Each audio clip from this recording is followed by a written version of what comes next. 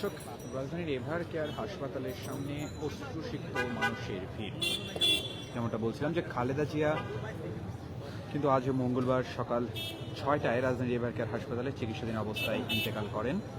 তার জানাজা আগামীকাল বুধবার বাদ জোহর জাতীয় সংসদের দক্ষিণ প্লাজা ও এর সংলগ্ন মানিক মিয়া এভিনিউ অনুষ্ঠিত হবে এবং তাকে তার স্বামী সাবেক রাষ্ট্রপতি জিয়াউর রহমানের পাশে দাফন করা হবে।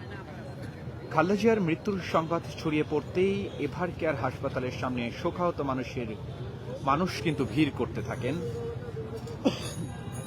বিএনপির নেতাকর্মী, সমর্থক ও সাধারণ মানুষ সবাই কিন্তু আজ আমরা দেখছি যে অশ্রুসিক্ত অবস্থায় এসেছে রাজধানীর এভার কেয়ার হাসপাতালের সামনে। হাসপাতাল চত্বর ও আশেপাশের এলাকায় কিন্তু তৈরি হয়েছে এক ধরনের শোকস্তব্ধ এক পরিবেশ, যেমনটা আমরা সরজমিনে এসে দেখতে পাচ্ছি এবং সারাদিনই দেখেছি যে দিনভর হাসপাতালের সামনে দাঁড়িয়ে থাকা মানুষের কেউ কেউ দল বেঁধে, আবার কেউ কেউ বিচ্ছিন্নভাবে অবস্থান করছেন। কাউকে মোনাজাত করতেও দেখা যায়। একে অন্যের সঙ্গে খালেদা জিয়াকে নিয়ে স্মৃতিচারণও করেন অনেক মানুষ। বসুন্ধরা আবাসিক এলাকার অনেক বাসিন্দা আমাদেরকে যেমনটা বলেন যে তারা 90 দশকের আন্দোলন দেখেছে এবং বলছেন যে বেগম খালেদা জিয়া শুধু নেতা ছিলেন না, তিনি ছিলেন সাহস ও অনুপ্রেরণার নাম। তিনি শুধু দলের নেত্রী ছিলেন না, তিনি তাদের কাছে ছিলেন আন্দোলনের শক্তি, অন্যায়ের বিরুদ্ধে প্রতিরোধের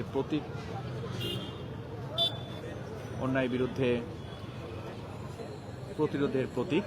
কথাগুলো বলার সময় কিন্তু অনেকে কেঁদে ফেলছিলেন এবং অনেককেই আমরা দেখতে পেরেছি যে এসেছেন কালো ব্যাচ পরে, কেউ হাতে ধরে আছেন জাতীয় পতাকা, কেউ আবার খালেদা জিয়ার ছবি, কারো হাতে বিএনপির দলীয় পতাকা। শোকবহ একটি পরিবেশ। ভিড়ের মধ্যে বারবার কেউ কেউ বলছিলেন যে এটা বিশ্বাস করতে পারছি না। আমরা দুপুরের দিকে দেখেছি যে গাজীপুর, নারায়ণগঞ্জ, সাভার, কেরানীগঞ্জ সহ ঢাকার আশপাশের এলাকা থেকে মানুষ আসতে থাকেন এবং একজন যুবক আমাদেরকে যেমনটা বলেন যে গাজীপুর থেকে এসেছে, কাজ ফেলে চলে এসেছে। মনে হচ্ছিল তার যে না এলে অপরাধ হবে এবং সকাল থেকে কর্মী সমর্থকদের নিয়ে হাসপাতাল ফটকের সামনে অবস্থান করছিলেন ঢাকা মহানগর পূর্ব ছাত্র দলের যুগ্ম সাধারণ সম্পাদক রাজীব পাটোয়ারি। এবং তিনি যেমনটা গণমাধ্যমকে বলেন যে খালেদা জিয়া তাদের রাজনীতির বড় একটি অধ্যায় এবং তিনি ছিলেন আপোষহীন।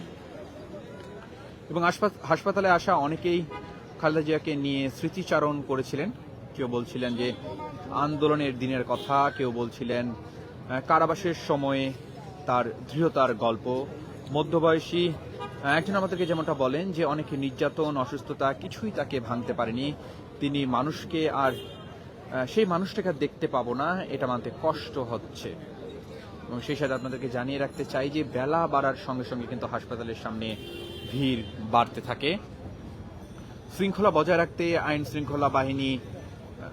শৃঙ্খলা রক্ষাকারী বাহিনীর সদস্যদের সতর্ক অবস্থানে থাকতে দেখা যায়। তারা ভিড় নিয়ন্ত্রণে রাখার চেষ্টা করেন এবং রাজনীতিবিদদের পাশাপাশি খালেদা জিয়াকে শেষবারের মতো দেখতে বিভিন্ন পেশার সঙ্গে যুক্ত ব্যক্তিরা কিন্তু হাসপাতালের সামনে এসেছিলেন। কণ্ঠশিল্পী বেবি নাজনীন, মনির খানও কিন্তু এসেছিলেন হাসপাতালের সামনে এবং হাসপাতালের আশেপাশে দাঁড়িয়ে থাকা সাধারণ মানুষের মধ্যেও শোকের আবহ স্পষ্ট ছিল। কেউ কেউ বলছিলেন যে খালেদা জিয়া কেবল একটি দলের নেত্রী ছিলেন না, তিনি ছিলেন দেশের রাজনীতির প্রতীক। একজন রিক্সা চালক আমাদেরকে যেমনটা বলেন যে আমি রাজনীতি অতটা বুঝি না, কিন্তু খালেদা জিয়ার মৃত্যুর খবর শুনে বড় মনটা খারাপ হয়ে গেছে। এবং দিনভর কনকনে শীতের মধ্যেও হাজারো মানুষ হাসপাতালের সামনে দাঁড়িয়ে তাদের ব্যক্তির কথা জানাচ্ছিলেন। এবং আমরা সন্ধ্যার দিকেও যেমনটা দেখেছি যে সন্ধ্যায় হাসপাতালের সামনে ভিড় কিন্তু লেগেই ছিল। বাড্ডা এলাকা থেকে আসা একজন নারী যেমনটা আমাদেরকে বলেন যে ম্যাডাম নিজের জন্য কিছুই করেননি, সব করেছেন দেশের জন্য। ওনাকে দেশ ছেড়ে চলে যেতে বলা হয়েছিল কিন্তু তিনি যাননি, উনি মারা গেছেন। এটা বিশ্বাস করতে কষ্ট হচ্ছে। দর্শক, আপনাদেরকে যেমনটা বলছিলাম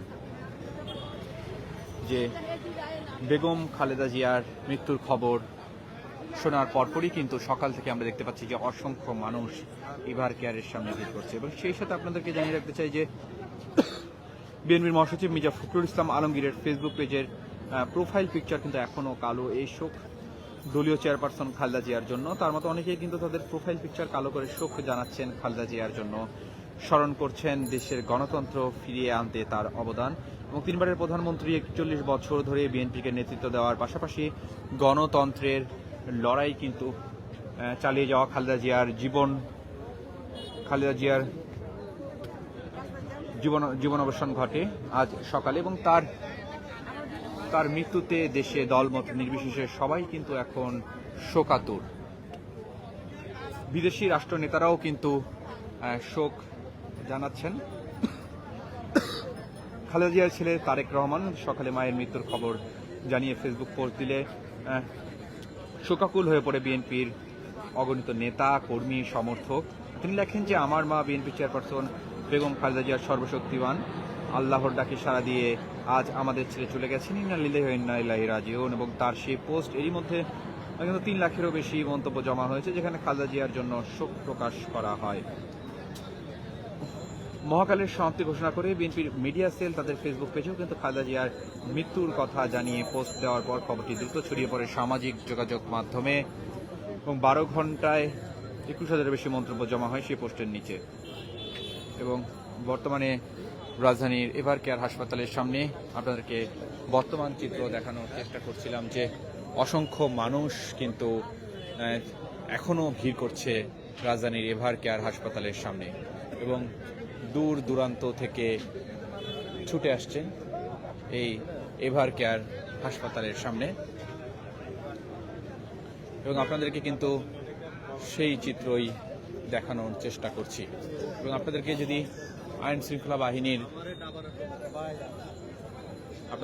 দেখাই যে এখনো কিন্তু আইন শৃঙ্খলা বাহিনী শক্ত অবস্থানে রয়েছে। আপনারা দেখতে পাচ্ছেন যে বিজিবি, পুলিশ সকলেই কিন্তু এখানে শক্ত অবস্থানে আছে, সেই সাথে র্যাবও আছে এবং এখনো কিন্তু এভার কেয়ারের চারদিকে ব্যারিকেড দেওয়া আছে যেন সাধারণ মানুষ এখানে প্রবেশ করতে না পারে।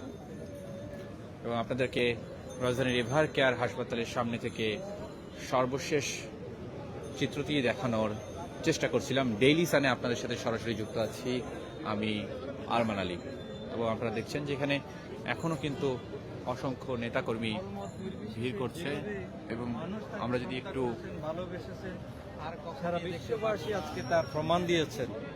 আজকে তার অনুপস্থিতিতে তারই সন্তান দেশনায়ক তারেক রহমান আগামী দিনের রাষ্ট্রনায়ক, তিনি দেশের হাল ধরবেন। হয়তো তিনি আজকে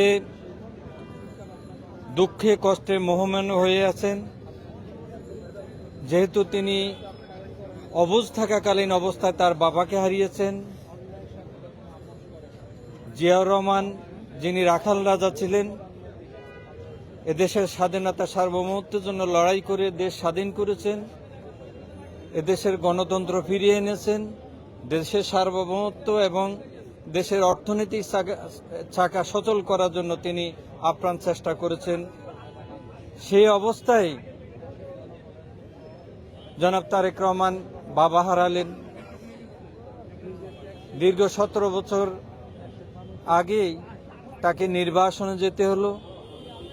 এই দেশের মাটি ও মানুষকে ভালোবাসার কারণে তাকে নির্বাসনে যেতে হলো এবং সেই নির্বাচনে থাকাকালীন তার ভাইকে হারাতে হলো। তার মাকেই ফ্যাসিস্ট শেখ হাসিনা সরকার দেশনেত্রী বেগম খালেদা জিয়াকে যেভাবে অন্যায়ভাবে কারারুদ্ধ করেছেন এবং কারাগারে তাকে নির্যাতন করেছেন। অ্যাপ্লিকেশন দিয়ে হয়তো বা আমাদের ধারণা, আমরা আবেগে হয়তো বলতে পারি, এই ধরনের কোনো কিছু দিয়ে তাকে প্রয়োজন মিশিয়ে তার শরীরকে দুর্বল করে দিয়েছেন, যাতে তিনি আর ভবিষ্যতে রাজনীতি না করতে পারেন। আমরা জানি জনাব তারেক রহমান এই শোককে কাটিয়ে দেশের মানুষের জন্য, এই দেশের গণতন্ত্র, স্বাধীনতা, সার্বভৌমত্ব রক্ষার জন্য তিনি কাজ করবেন। তিনি কারো কাছে মাথা নত না করে দেশের জন্য কাজ করবেন।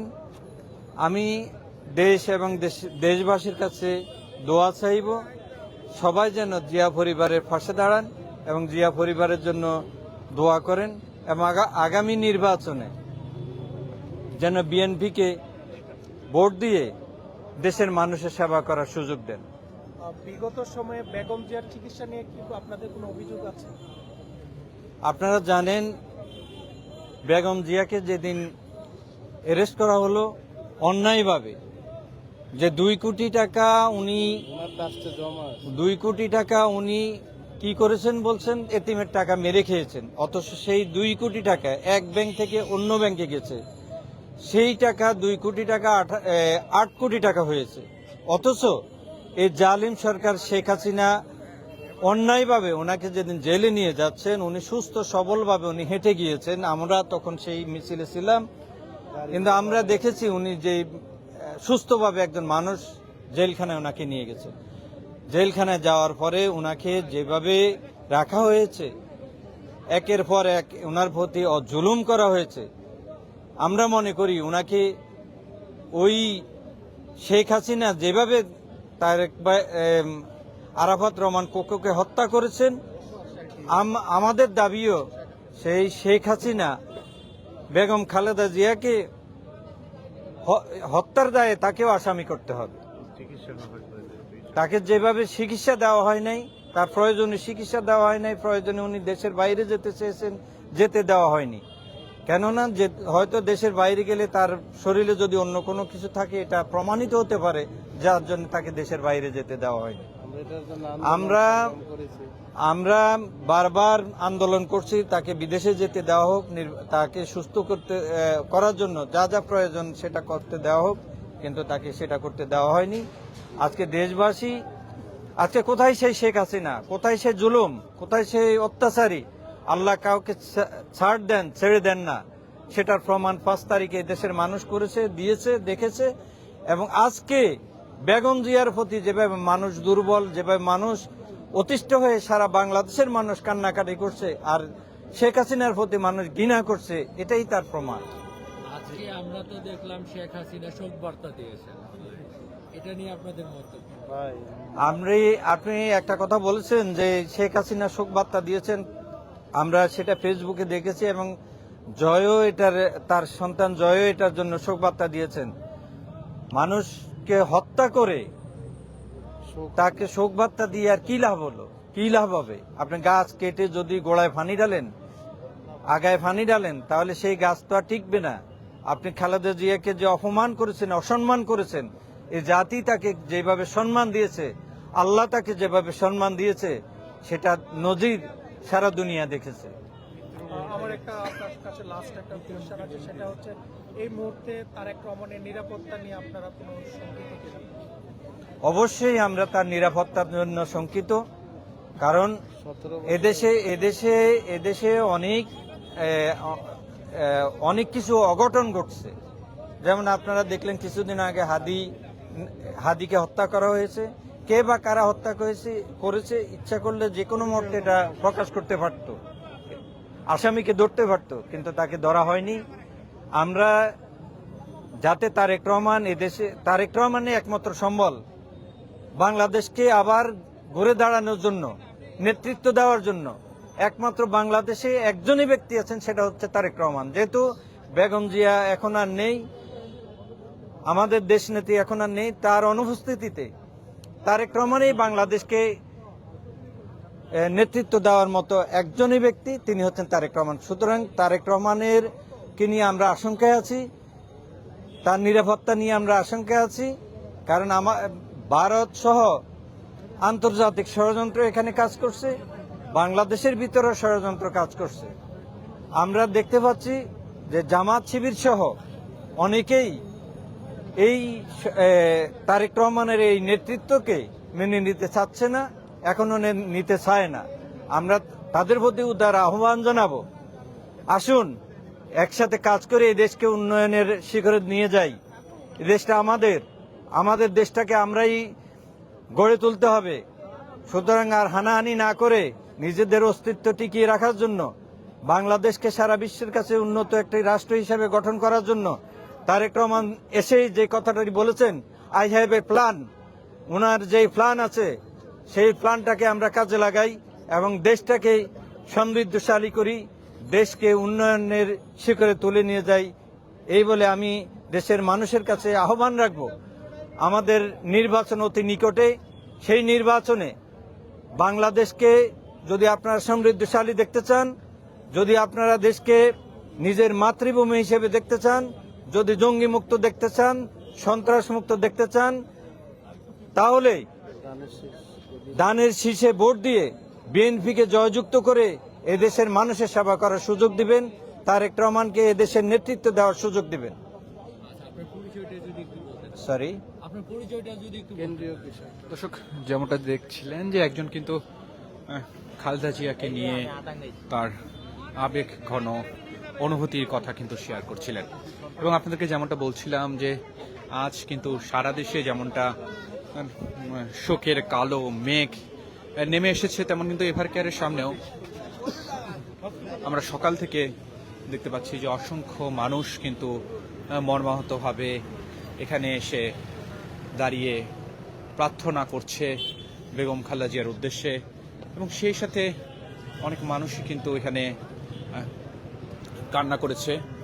এবং অনেকেই কিন্তু যেমনটা আমাদেরকে বলছিলেন যে বেগম জিয়ার এই চলে যাওয়া কিন্তু কোনোভাবেই মেনে নিতে পারছেন না। দর্শক, বাংলাদেশের রাজনৈতিক অঙ্গনে কিন্তু একটি উজ্জ্বল নক্ষত্র যে বেগম খালেদা জিয়া হয়ে থাকবে তা কিন্তু আর বলার বাকি থাকে না। কারণ আজ আমরা সকাল থেকেই দেখতে পাচ্ছি অসংখ্য মানুষ কিন্তু ভিড় করে চলেছে রাজধানীর এভার কেয়ার হাসপাতালের সামনে। শুধুমাত্র যে বিএনপির নেতাকর্মীরা ভিড় করছে এমনটা কিন্তু নয়, বিএনপির বিভিন্ন অঙ্গ সংগঠন সহ বিভিন্ন রাজনৈতিক দলের নেতাকর্মী, সেই সাথে অসংখ্য সাধারণ মানুষের উপস্থিতিও কিন্তু আমরা আজ সকাল থেকেই দেখতে পাচ্ছি রাজধানীর এভার কেয়ার হাসপাতালের সামনে। এবং আপনাদেরকে এই মুহূর্তে রাজধানীর এভার কেয়ার হাসপাতালের সামনে থেকে সরাসরি দেখানোর চেষ্টা করছিলাম এখনকার সার্বিক চিত্র। এবং আপনাদেরকে যদি নিরাপত্তার বিষয়টিকে বলে রাখতে চাই যে এখনো কিন্তু এভার কেয়ারের সামনে আমরা দেখতে পাচ্ছি যে কয়েক স্তরের নিরাপত্তা আমরা দেখতে পাচ্ছি, পুলিশ, বিজিবি, র্যাব, কয়েক স্তরের নিরাপত্তার চাদরে কিন্তু এখনো ঢাকা রাজধানীর এভার কেয়ার হাসপাতাল। এবং কাল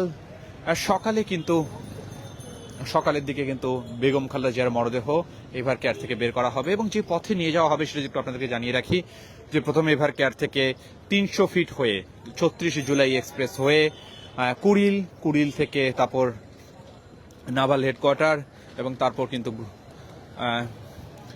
গুলশান 2 ফিরোজা হয়ে জাহাঙ্গীর গেট হয়ে বিজয় সরণি হয়ে সংসদ ভবনের দিকে কিন্তু নিয়ে যাওয়া হবে। এবং সংসদ ভবন এলাকাতেই কিন্তু 3 বারের এই সাবেক প্রধানমন্ত্রী বেগম খালেদা জিয়ার জানাজা অনুষ্ঠিত হবে। এবং ধারণা করা হচ্ছে যে অসংখ্য মানুষের উপস্থিতি বেগম জিয়ার এই জানাজায়। এবং আপনাদেরকে যেমনটা বলছিলাম যে আজ সকাল থেকেই আমরা অসংখ্য শোকাহত মর্মাহত মানুষের সাথে কথা বলেছি।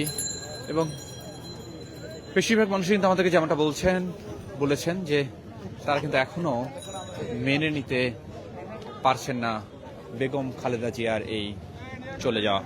বর্তমানে রাজধানীর এভার কেয়ার হাসপাতালের সামনে থেকে আপনাদেরকে সরাসরি দেখানোর চেষ্টা করছিলাম এখানকার বর্তমান চিত্র।